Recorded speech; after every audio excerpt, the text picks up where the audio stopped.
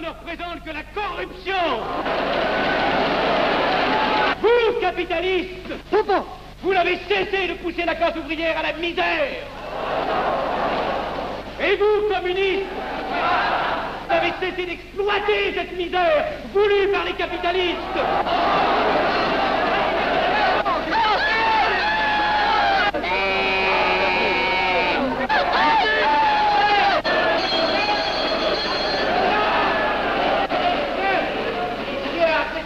Et vous tous, parlementaires, désuets et périmés, n'insultez pas le parlementarisme.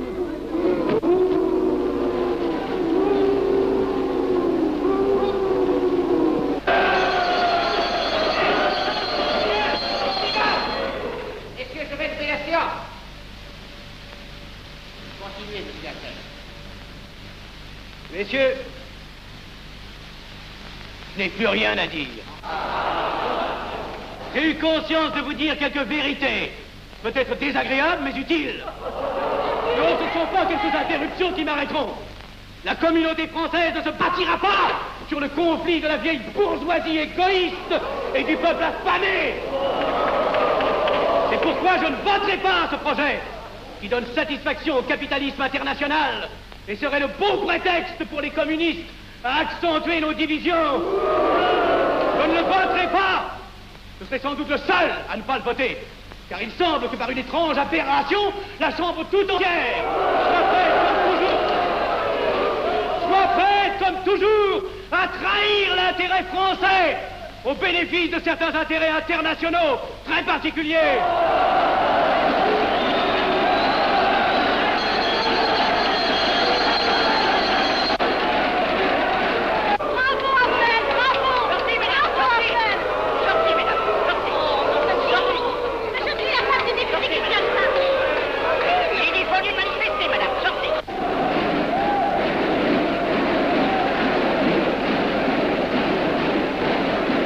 Il a du courage, ce petit Afnel. Ces petits nationaux trop puritains nous font perdre notre temps. Il faudrait l'éduquer un peu. De quelle loge est-il? Il n'est pas de chez nous, mon frère Dubois. Tout s'explique. Voilà un garçon intelligent qui a besoin d'une méthode et de conseils. Présentez-le donc. Il est sensible, il faudra procéder avec précaution. Envoyez-lui la rivière, il saura le persuader. J'y vais.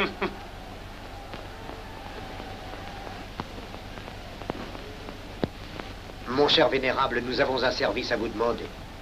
Enfin, dis donc, je vous suis tout dévoué. Le jeune Afnel qui vient de parler assez brillamment devrait subir les épreuves de l'initiation.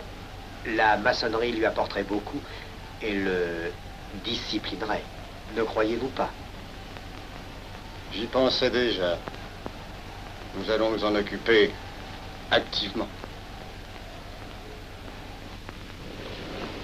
Alors, je suis brisé. Comment avez-vous trouvé mon discours? Excellent. Vous leur avez dit de fort bonnes vérités. Ouais, ça n'a pourtant servi à rien, ils ont voté le projet. Ça ne sert jamais à rien de dire la vérité. Les gens n'aiment pas la vérité. Ils préfèrent de beaucoup les mensonges. Vous êtes cynique. Non. J'ai une certaine expérience politique, déjà ancienne. À propos, voulez-vous venir un peu avec moi? J'ai quelque chose à vous dire. Volontiers.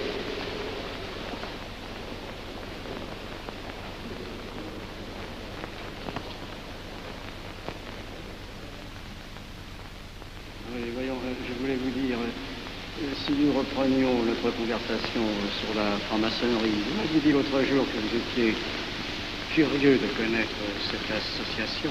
Ah oui, on en dit tantôt du bien, tantôt du mal. Je vous avoue que je n'aime pas beaucoup les sociétés secrètes. Ah, la franc-maçonnerie n'est pas une société secrète. C'est une société discrète. Pourquoi éprouves-tu tant de répugnance à me voir entrer dans la franc-maçonnerie?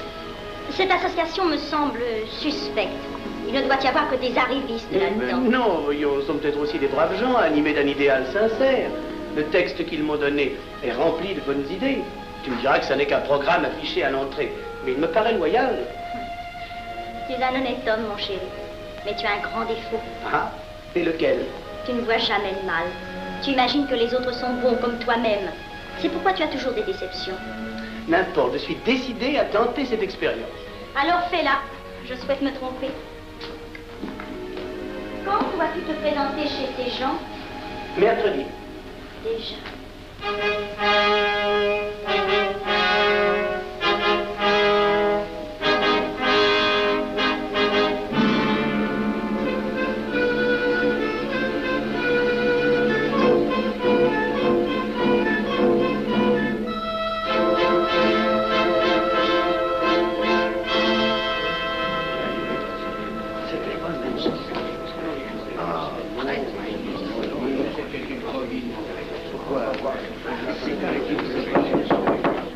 Mes frères, les travaux reprennent force et vigueur. La tenue du comité a voté l'interrogatoire du profane Avenel. Nous allons lire les rapports confidentiels de nos enquêteurs. Pierre Avenel, né en 1902 à Laval, a fait sa première communion. Oh, mon frère Valérie, je vous en prie. Mais déclare ne pas pratiquer régulièrement. A même cessé de fréquenter l'église. Très bien. Mais s'avoue spiritualiste.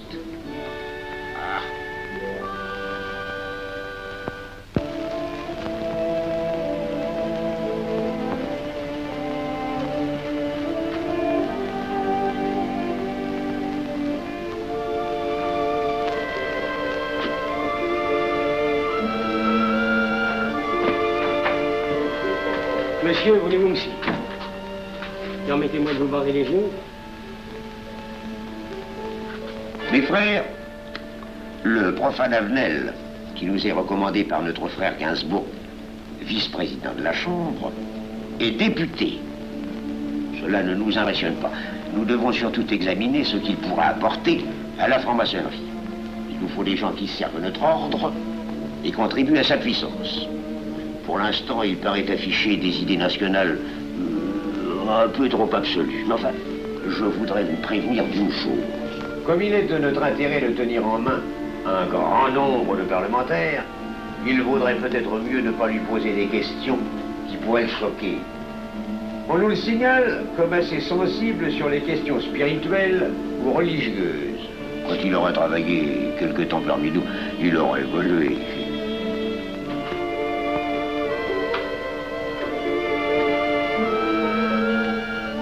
Et voilà, le silence le plus absolu, mes frères. Qui frappe ainsi régulièrement à la porte du temple? C'est un profane qui demande à être interrogé, vénérable maître. Faites entrer le profane.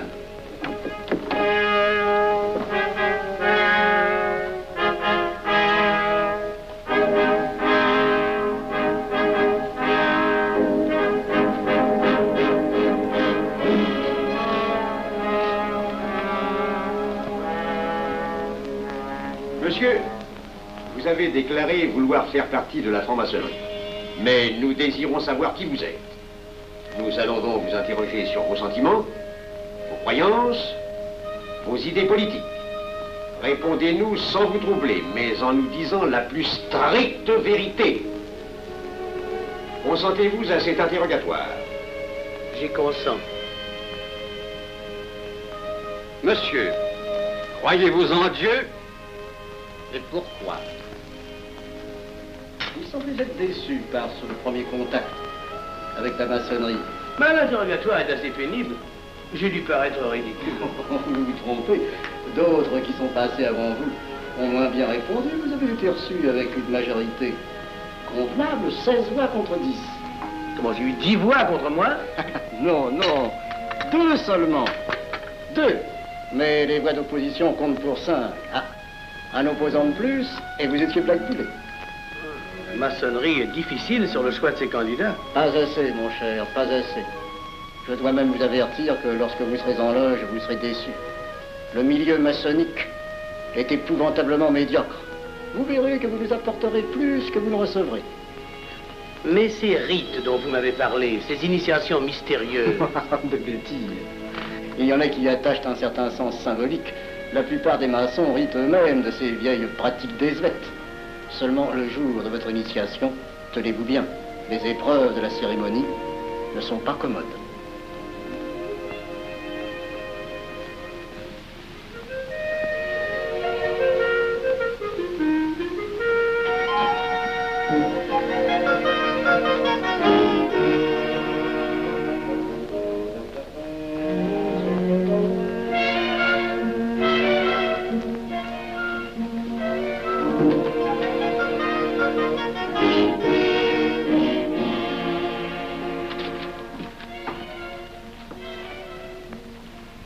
Bon. Attendez à la buvette, là. On viendra vous chercher. Alors, mais c'est entendu, mon cher, je m'occupe de ton affaire. Tu peux compter sur moi. C'est très important. Mais c'est entendu. Excuse-moi, la tenue va commencer, je suis un peu en retard. Bien, bien.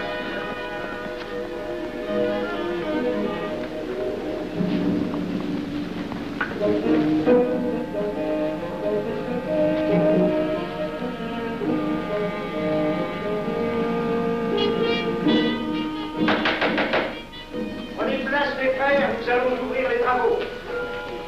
Mon frère Durand, veuillez prendre place à l'ordre.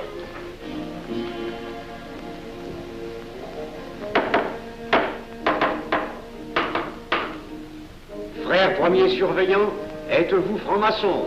Mes frères me reconnaissent comme tel, vénérable maître. Frère second surveillant, quel âge avez-vous? 3 ans, vénérable maître. Frère premier surveillant, quel est le premier devoir d'un surveillant en loge? Vénérable maître, c'est de s'assurer que le temple est couvert. Veuillez vous en faire assurer par le frère couvreur.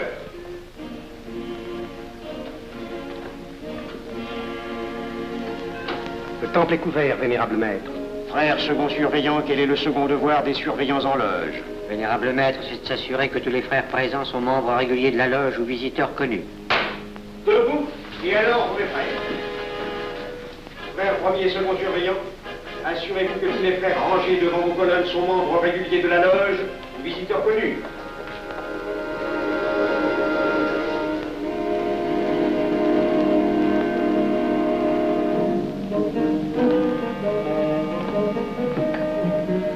Vénérable maître, les frères qui décorent l'une et l'autre colonne sont membres réguliers de la loge ou visiteurs connus.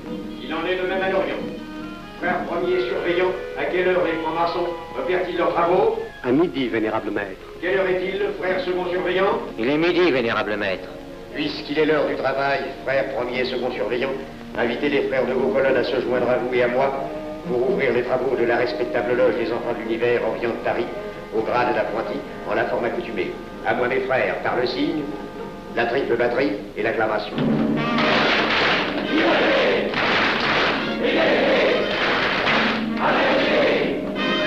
Prenez place, mes frères, les travaux sont ouverts.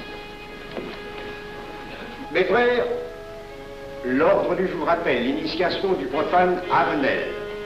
L'atelier a voté dans une précédente tenue la mission du dit profane. Nous allons donc ce soir le recevoir solennellement. Mon frère couvreur, veuillez aller chercher le profane Avenel qui a écrit son testament philosophique dans le cabinet de réflexion.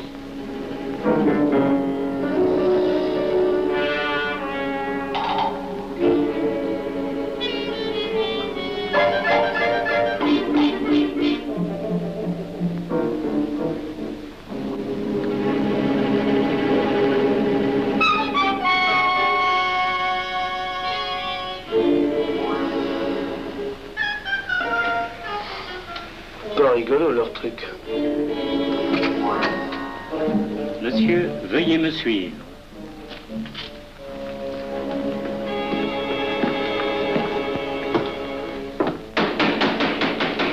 Qui frappe ainsi régulièrement à la porte du temple? Vénérable maître, c'est un profane qui demande à être reçu maçon s'il en est jugé digne. Frères, armez-vous de vos glaives. Faites entrer le profane.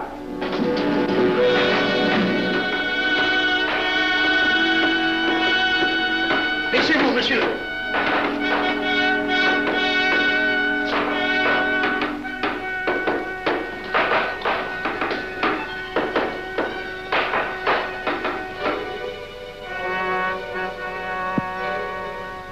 Monsieur, cette épée que vous sentez sur votre poitrine est toujours levée pour punir le parjure. Elle est le symbole du remords qui déchirerait votre cœur si vous deveniez traître à la société dans laquelle vous voulez entrer. Est-ce de votre propre volonté, en pleine liberté, que vous vous présentez parmi nous? Oui. C'est une institution qui ne procède que d'elle-même. Elle prend sa force dans la raison. Persistez-vous toujours dans vos intentions? Êtes-vous bien déterminé à vous soumettre aux épreuves, quelles qu'elles puissent être? J'y consens. En ce cas, confiez-vous à la main qui va diriger vos pas. Mais comme il serait imprudent de s'imposer des obligations dont on ne connaîtrait pas l'étendue, il est de la sagesse de cette respectable assemblée de vous dire quels seront vos devoirs si elle vous admet dans son sein.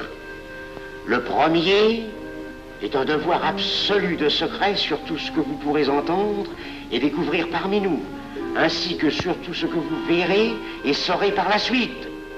Je dois exiger de vous un serment prêté sur la coupe des libations. Consentez-vous à le prêter? Oui. Frère expert, faites approcher le profane. Et vous, maître des cérémonies, apportez la coupe des serments. Présentez la coupe au profane.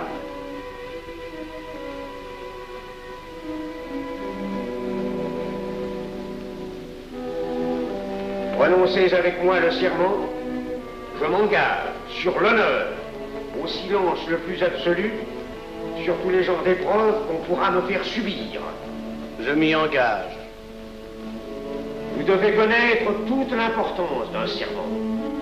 Si jamais vous manquiez à une parole aussi solennellement donnée, buvez. Buvez! Buvez!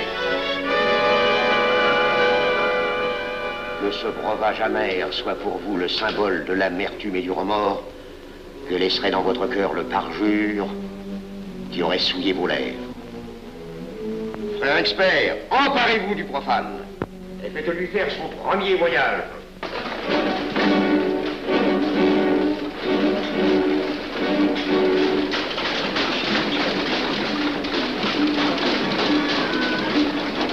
Voilà, c'est un profane qui demande à être reçu maçon. Comment ose-t-il l'espérer? C'est qu'il est libre et de bonne mœurs. Puisqu'il en est ainsi, qu'il passe.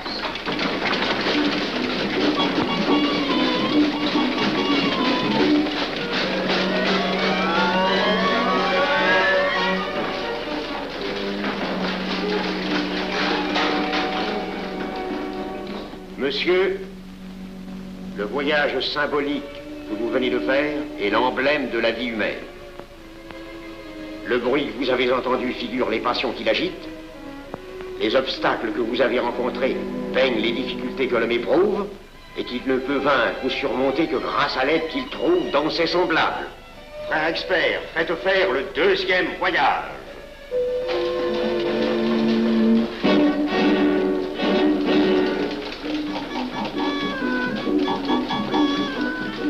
Qui va là?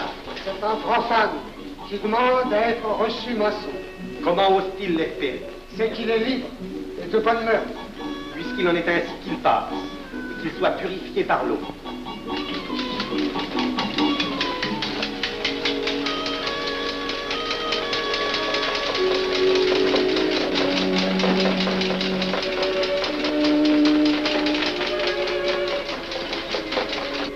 Monsieur, nous avons procédé à l'épreuve de l'eau qui représente l'épuration de votre esprit naissant à la vie maçonnique.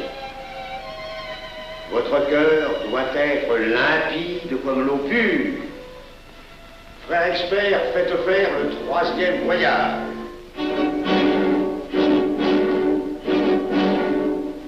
Qui va là? C'est un profane qui demande à être reçu maçon. Comment ose-t-il l'espérer? C'est qu'il est libre et de bonne mœurs.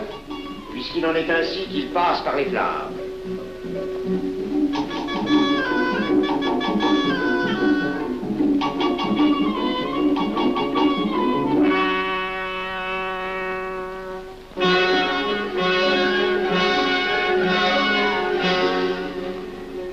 Monsieur, les flammes dont vous avez été environné ont achevé vos épreuves. L'ordre maçonnique dans lequel vous demandez à être admis pourra peut-être un jour exiger que vous versiez jusqu'à la dernière goutte de votre sang pour sa défense et celle de vos frères. Je vais maintenant vous faire prêter serment à la franc-maçonnerie. Frère expert, amenez le profane à l'autel. Mes frères, debout, à l'ordre et glaive aux mains.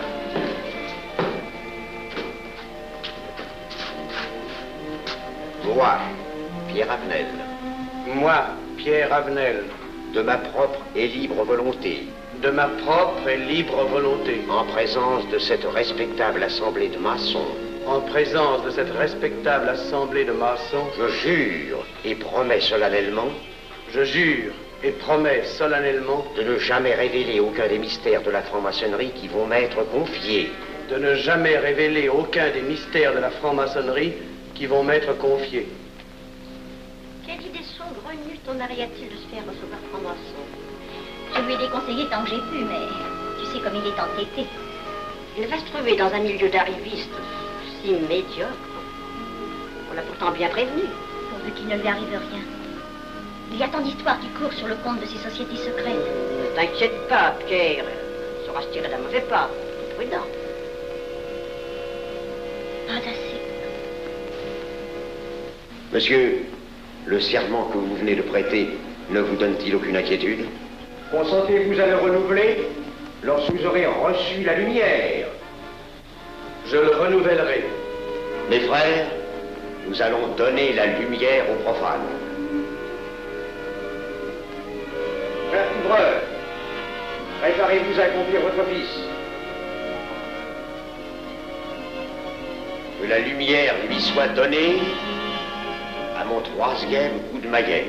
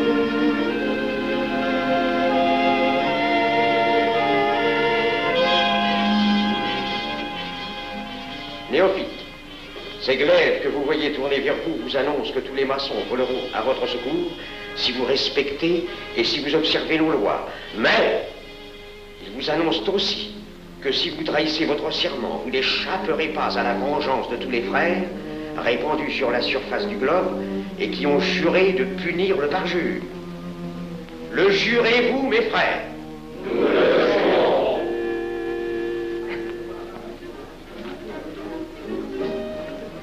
Mes frères, à la santé de notre nouveau frère. À votre santé.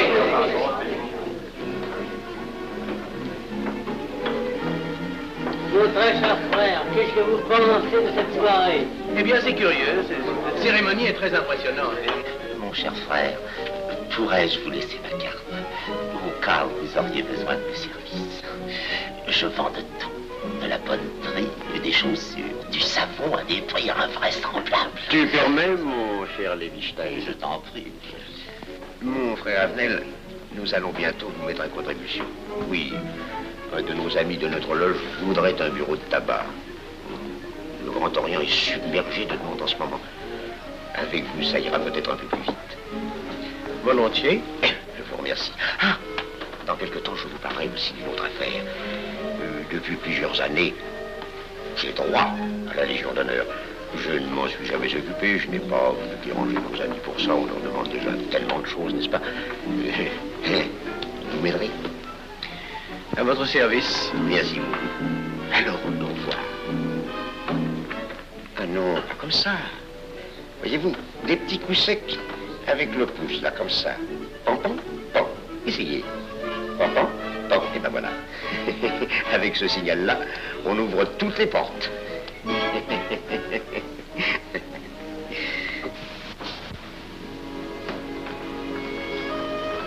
Alors,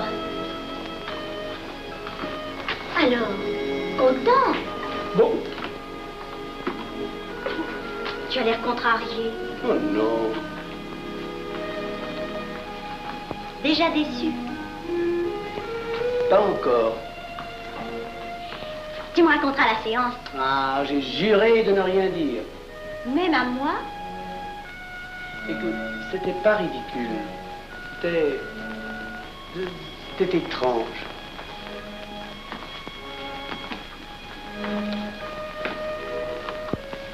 Mon chéri. Oh, mon chéri, c'est idiot, mais j'ai peur pour toi. Qu'est-ce que tu veux qu'il m'arrive? Oh, mon grand.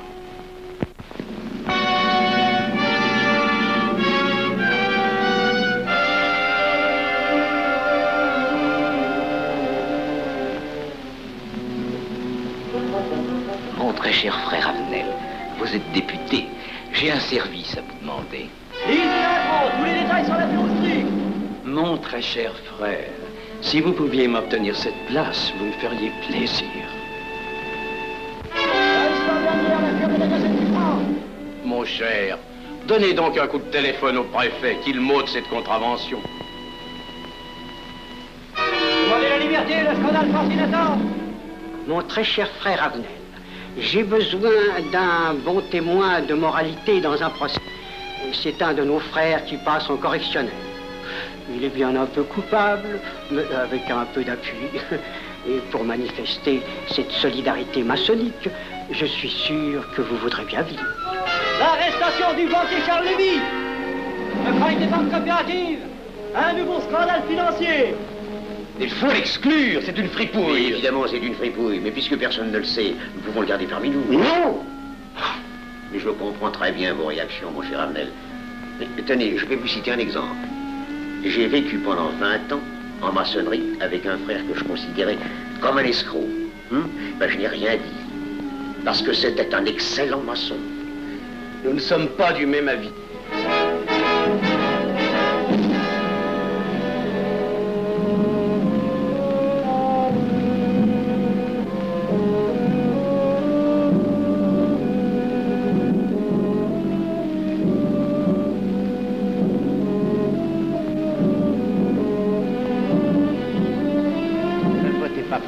Pourquoi? C'est un adversaire de la maçonnerie. Mais son projet est excellent. Qu'importe, il nous dessert. Vous n'avez pas l'air de mon ami. Non. Non, non et non, je ne ferai pas ce que vous voulez. Un vous demande de vous conformer à la discipline républicaine. La discipline républicaine et maçonnique. Je sais ce que c'est, allez, c'est une canaillerie. Mon frère, ne laissez pas vos paroles dépasser votre pensée. Oh, ne croyez pas que je suis en colère, non, j'ai tout mon sang-froid au contraire. Et c'est pour ça que je ne voterai pas cette loi unique.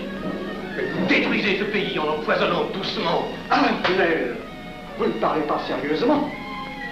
Mais vous ne comprenez donc rien.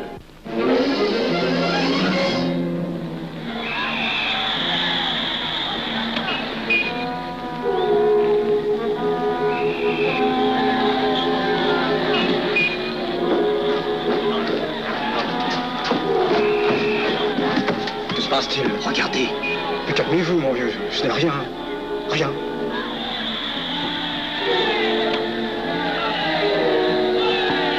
Que croyez-vous qu'on doit faire? Rien. Surtout rien. Pas de pareil cas, il faut attendre. Et croyez-moi, il n'y aura pas d'incident. Tous ces gens vont rentrer se coucher. Ils sont fatigués, le barquerier.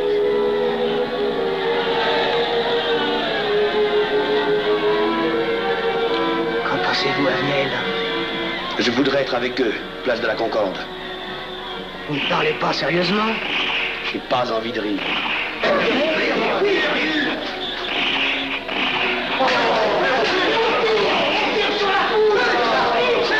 Il faut arrêter ça, oui. Ils sont fous. Il faut arrêter ça.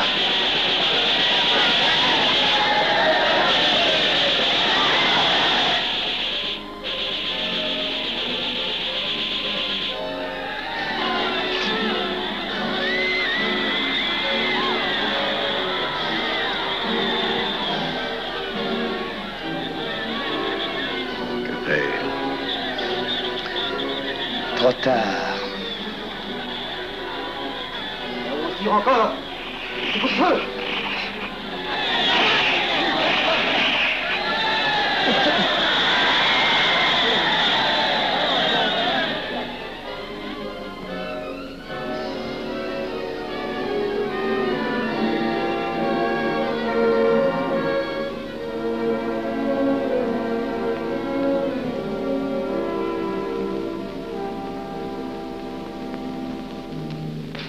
Messieurs, nous avons établi définitivement la liste des membres de la commission d'enquête. Tout le monde est bien d'accord pour la soumettre au vote de la Chambre. Pas d'objection? Le projet est accepté à l'unanimité. La séance est levée.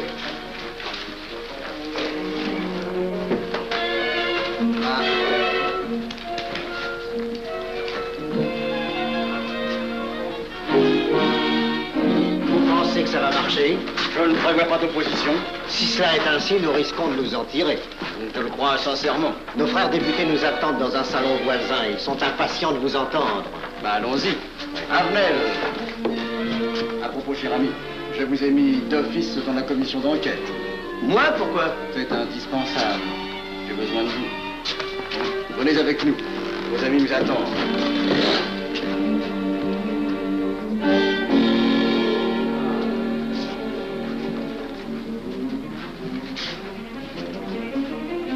Mes frères, puisque nous sommes entre nous, je puis vous dire bien confidentiellement que nous allons traverser ces événements graves sans trop de dommages. La commission vient d'accepter tout à l'heure les listes que nous avons proposées pour la commission d'enquête. Beaucoup de nos adversaires en font partie, mais dans l'ensemble, les maçons sont encore en majorité. Rassurez-vous donc, ni la République ni la maçonnerie ne sont perdues. Elles ont traversé une crise grave. Elles sortiront renforcées de cette épreuve. Merci.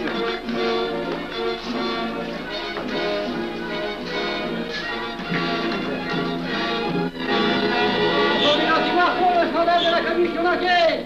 Demandez l'anti-Marchon, le scandale de la commission d'enquête. Vous me demanderez successivement le Quai d'Orsay, la Banque de France, l'état-major, le secrétaire général du Parti radical socialiste, le temps et les usines d'aviation Guerlain. Bien, monsieur.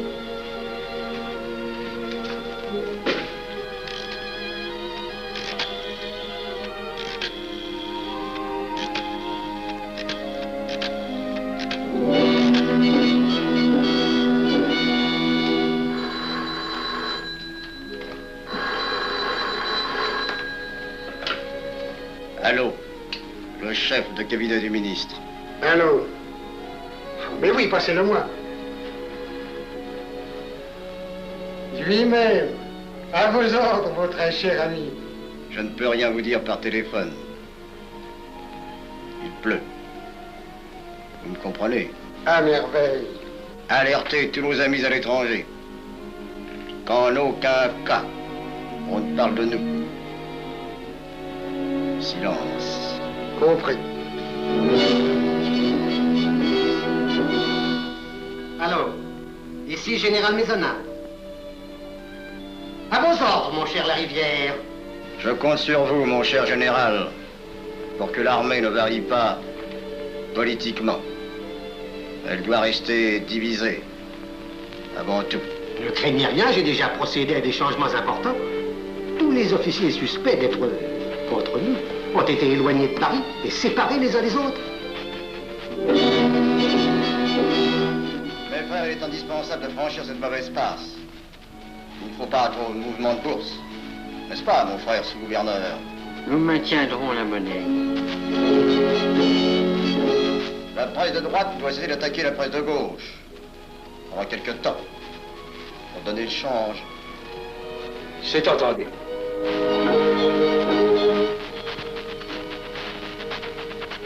Les partis de gauche doivent faire entente avec ceux du centre. Et ceux de l'extrême gauche. De la sorte, nous contrôlons le peuple. Bloc populaire. Mieux. Front populaire. Bien. Quant à vous, mon cher Garlet, j'ai reçu ce matin une communication de l'étranger. On nous demande d'envoyer immédiatement du matériel d'aviation en Espagne. Moyennant quoi nous aurons tous les appuis politiques nécessaires. Mais prototypes. Surtout nos prototypes. Ne croyez-vous pas que ce serait dangereux pour notre défense nationale? Faites ce que je vous dis.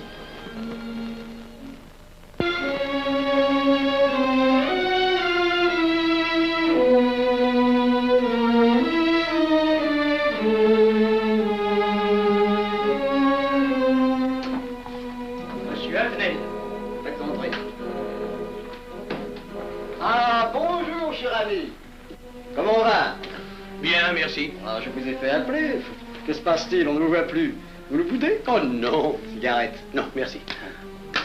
Dites-moi, pourquoi avez-vous refusé de faire partie de la commission d'enquête? Oh, bon, j'ai beaucoup de travail en ce moment et je fais déjà partie d'autres commissions. Avenel, répondez-moi franchement. Ce n'est pas parce que nous avons eu l'autre jour une petite discussion bien fraternelle? Eh bien, justement, si. Je voudrais vous parler de la franc-maçonnerie. Ah, mais bien, voyons, mais bien entendu. Asseyez-vous. Ah. Alors? Ah. Je vous écoute. Eh bien, voilà, vous avez été mon présentateur, je vous dois une explication. Je suis décidé à déposer ma démission. Vous avez l'air d'avoir été déçu par la maçonnerie. Oh, pire, choqué. Pourquoi? Mais confessez-vous, mon vieux.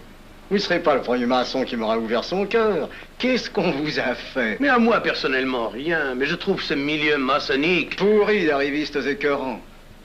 Je vous l'accorde. Ah, ben, je ne vous le fais pas dire. Oh, croyez-vous que je sois dupe?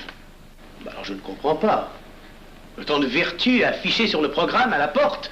Tant de mystères à l'intérieur pour ne cacher que ces petites combines, ces appétits de comitards. Je m'attendais à trouver des hommes dévoués, sinon supérieurs. Au lieu de ça, je n'ai rencontré que des quémandeurs de bureaux de tabac ou de décoration, ou alors des fripouilles qui cherchaient à m'utiliser pour échapper à des condamnations. En dehors d'eux, des phraseurs, des sectaires ignorant tout, ne connaissant rien de l'histoire de leur pays, rien de l'histoire du monde, rien de la politique, rien de la philosophie, rien. Ah, des cerveaux vides, mais des dents longues, et des langues folles. Et c'est cela qui gouverne la France. Quel grade avez-vous maintenant? J'ai été initié à la maîtrise il y a peu de temps. Eh bien, si vous avez le courage de vivre encore quelques années dans la médiocrité des ateliers bleus, vous passerez ensuite aux ateliers supérieurs. C'est mieux? C'est autre chose. Voyons, vous êtes 33e, n'est-ce pas? C'est le grade le plus haut dans la maçonnerie. Mon petit Avenel, je vais vous révéler, quoique je ne le doive pas, ces fameux secrets maçonniques dont on fait tant de mystères. En maçonnerie, on cache tout aux petites gens. En bas, vous ne savez rien. En haut, vous commencez à voir un peu plus clair dans le jeu mondial. Moi-même, je ne suis pas totalement éclairé sur les intentions des dirigeants de notre ordre. Et quand je dis dirigeants, je me trompe. Il n'y a pas de chef chez nous. Il n'y a que des exécutants. Je suis un pion sur un échiquier, j'accomplis une fonction. Je reçois des messages. J'obéis. Je transmets. J'agis. Mais qui dirige? Personne. C'est beaucoup plus compliqué et simple en même temps qu'on ne pense. Qu'est-ce que la maçonnerie? Des groupes d'hommes qui se sont réunis aux quatre coins de l'univers pour enserrer le monde dans un réseau aux mailles infranchissables.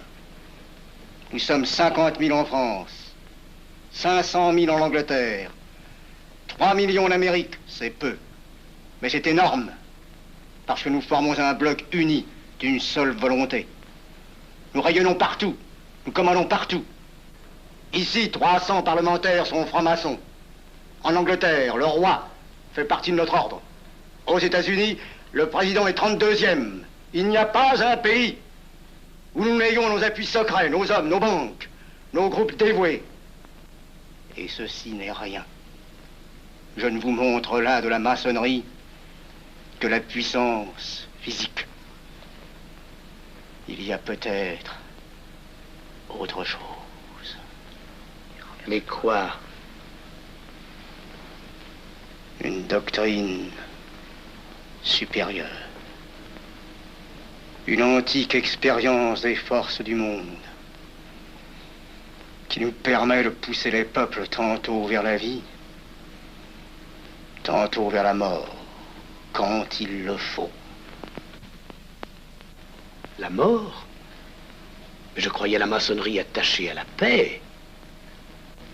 À une certaine paix. Notre paix. Sinon,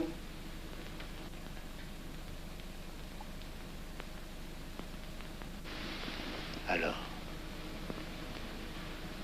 cette démission? Je vais réfléchir.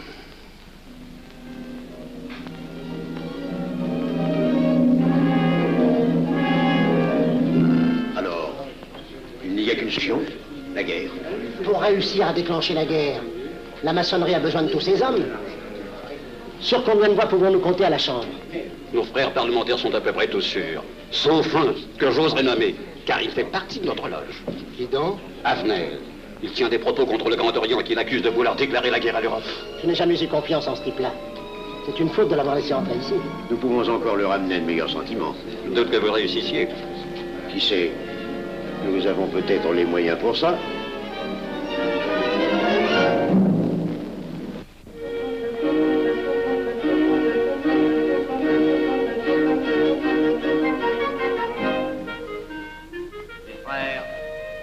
L'aviation allemande n'a pas d'appareil. Plus de 2000 accidents d'avion l'année dernière en Allemagne. La ligne Siegfried est à peine construite. Les tanks allemands marchent difficilement. Un détail entre autres qui m'a été rapporté par un de nos frères. Quand leurs tanks sont entrés à Vienne, on s'est aperçu que certains d'entre eux étaient en carton et montés sur des hautes bicyclettes. Croyez-moi, mes frères, il nous serait facile d'abattre le national-socialisme dont les exigences sans cesse accrues deviennent intolérables. Et libérer ainsi nos frères réduisent à l'esclavage.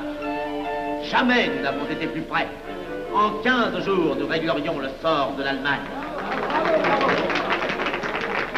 Notre loi régirait l'Europe définitivement.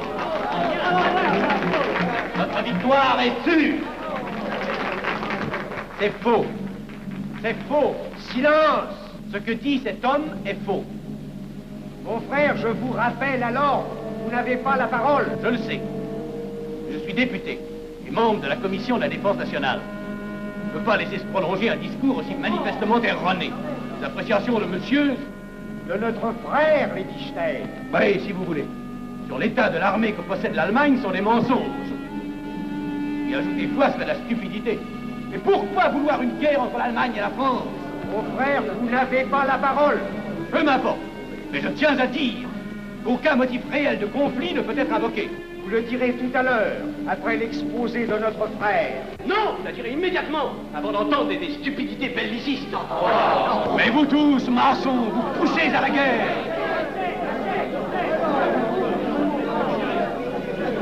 Pour que ce pays soit gouverné par vos lois, par les Juifs, et la maçonnerie surtout. Le peuple français ne se battra pas pour défendre une idéologie fumeuse, un régime ignoble, une république pourrie. Mon frère Avenel, je vous prie de couvrir le temple.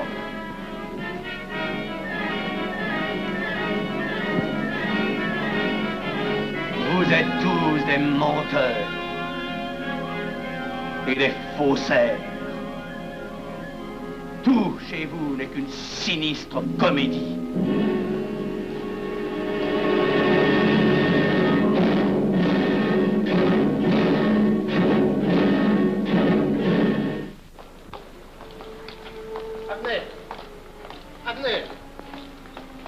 Avenel, excusez-moi, comme vous, j'habite Neuilly, c'est pourquoi je me permets de vous rejoindre. Mais vous avez fort bien fait, monsieur. J'étais près de vous à la tenue. Je voulais vous féliciter. Oh, merci. Vous avez très bien fait de leur crier des vérités. Ce sont des fous. Malheureusement, il est impossible de leur faire entendre raison. Les événements sont pourtant indiscutables. Oui, oui. Dites-moi, j'ai des documents confidentiels sur l'action actuelle de la maçonnerie qui peut-être vous intéresseraient. Des documents? Oui, oui, des documents. Vous êtes député, il serait utile et urgent que je vous les communique. Mais je crois bien, où sont-ils? Chez moi, pas très loin d'ici. Si vous avez quelques minutes. Oui, volontiers, allons. Alors, qu'est-ce qu'on décide? Pétard ou couteau? Le couteau, ça fait moins de bruit. Attention, les voilà.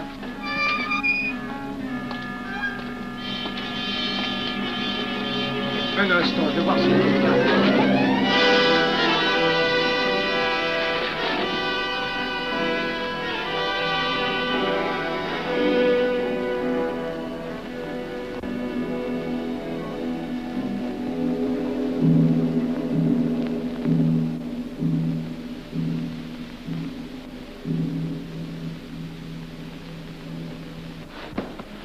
Ne t'inquiète pas, mon chéri.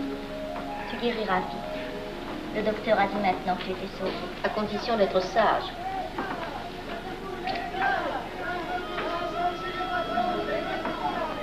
Qu'est-ce qu'on entend? C'est la mobilisation générale, mon chéri.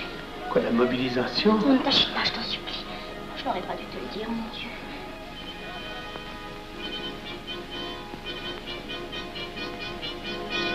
T'en fais pas, mon chéri. Tu reviendras vite.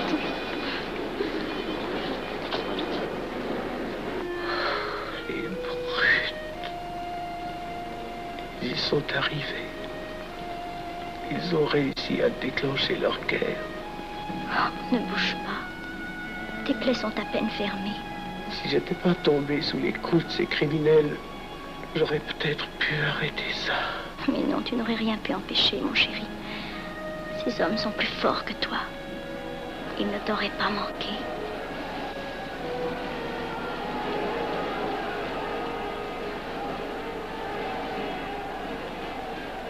Qu'est-ce que c'est?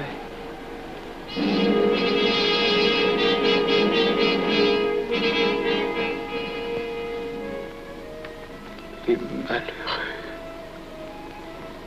S'ils savaient ce que je sais.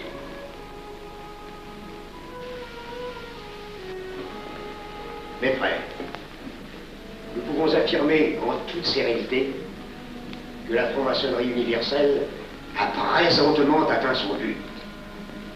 Cette guerre qui est la nôtre est déclarée. Elle doit aboutir au triomphe de notre ordre.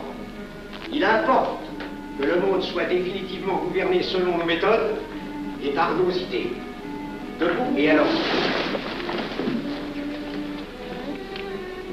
Frère premier surveillant, à quelle heure ferme-t-on les travaux? À minuit, vénérable maître. Quelle heure est-il, frère second surveillant? Minuit, vénérable maître. Puisqu'il est minuit et que nous avons accompli notre œuvre, je déclare les travaux clos à mon coup de maillet. Retirons-nous en paix, mes frères, sous la loi du silence.